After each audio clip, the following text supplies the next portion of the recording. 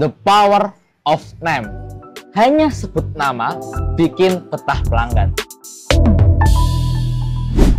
Pengalaman ini bermula ketika saya datang ke Jogja. Yups, ini adalah customer experience terbaik yang pernah saya rasakan selama ini. Jadi suatu hari saya berlibur ke Jogja, dan di situ saya menginap di suatu hotel di daerah Pawirotama. Yang menariknya adalah saya datang ke situ, ya pastinya sama tim, ya kan, sama tim. Dan itu bukan yang pertama kali, itu mungkin yang kedua kalinya. Menariknya, si waiters atau si CS dari hotel itu, dia benar-benar mengingat record saya pernah menginap di situ. Jadi dia bertanya, dan dia menyapa ya. Halo Mas Hasim, Assalamualaikum. Waalaikumsalam. Oh Mas Hasim ini yang dulu pernah menginap di sini 2 bulan yang lalu ya? Iya Mbak, benar kok ingat. Ingat dong Mas. Kayaknya dulu Mas Hasim juga bawa tim ini kan buat shoot video. Iya benar Mbak. Nah, padahal saya shoot video bukan di situ. Cuman saya memang saat datang membawa tripod dan sebagainya bersama tim. Nah, dari situlah saya benar-benar nggak expect. Oh ternyata orang ini benar-benar mengingat saya sedemikian bagusnya. Yang pertama, namanya. Yang kedua, kapan saya datang terakhir. Dan yang ketiga, untuk apa saya datang terakhir. Satu hal yang membuat saya tertarik dengan customer service dari hotel itu adalah, kok dia bisa sedetail itu ya profilingnya. Tanpa saya merasa diinterogasi. Sehingga di situ saya merasa kayak, wah, saya seakan-akan datang ke rumah dan disambut keluarga. Ya dimana dia tahu apa kesibukan saya dan sebagainya tanpa saya harus menjelaskan. Nah, satu hal lagi yang ngebuat saya benar-benar wow gitu, apa sih? Ketika dia bertanya, Mas Hasim, ini di Jogja ada kebutuhan kerjaan, liburan atau buat konten Mas? Ditanya seperti itu. Oh enggak Mbak, cuma liburan aja. Oh liburan ya. Rencana mau kemana? Mau ke Malioboro atau mau ke Gunung Kidul atau mau ke atas utara gitu ya.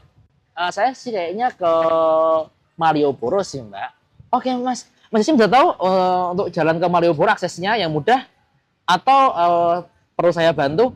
Oh boleh Mbak, boleh dibantu. Oh nanti gini Mas, nanti keluar dari hotel gini dan sebagainya. Nanti belok kiri, belok kanan dan sebagainya. Nah ini sesuatu yang menarik dari hotel itu, yaitu apa?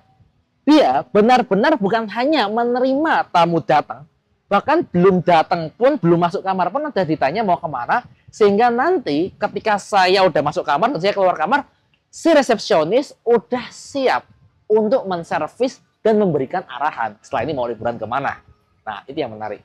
Bukan hanya bertanya mau liburan kemana, tapi sapaan kata nama Mas Hasim itu selalu diulang berkali-kali.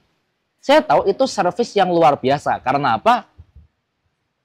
Ucapan atau kata terindah pada semua orang adalah namanya sendiri. Ketika ada resepsionis yang menyebut nama customer berulang-ulang, maka customer seakan-akan merasa dispesialkan. Dan yang menariknya lagi, ketika saya keluar dari kamar dan saya lihat resepsionis melayani tamu dari luar negeri ya, salah satu interest atau ketertarikan orang luar negeri adalah ketika dia melihat ada makanan lokal, dan makanan lokal itu ada nama-nama unik tiap daerahnya. Si resepsionis bukan hanya, halo Kak, ada yang bisa kami bantu? Enggak, no. Tapi dia benar-benar menyebut nama si tamunya, lalu memberikan candaan atau edukasi ke tamu-tamunya tentang makanan-makanan lokal beserta nama-nama di tiap daerahnya.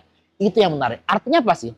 Memberikan customer experience itu bukan hanya sekedar kita menservis dengan yang terbaik, tapi bagaimana kita bisa menyebut namanya dengan personal, bagaimana kita bisa mengetahui latar belakangnya, bahkan bisa nge-treat orang seperti keinginannya. Sehingga apa? Orang merasa bahwasanya dia diperhatikan. Ketika merasa diperhatikan, maka dia akan sukarela datang lagi ke tempat itu. Nah, buat Anda yang punya bisnis apapun itu, usahakan jangan menggunakan kata Kak atau apapun itu yang sifatnya masih terlalu umum.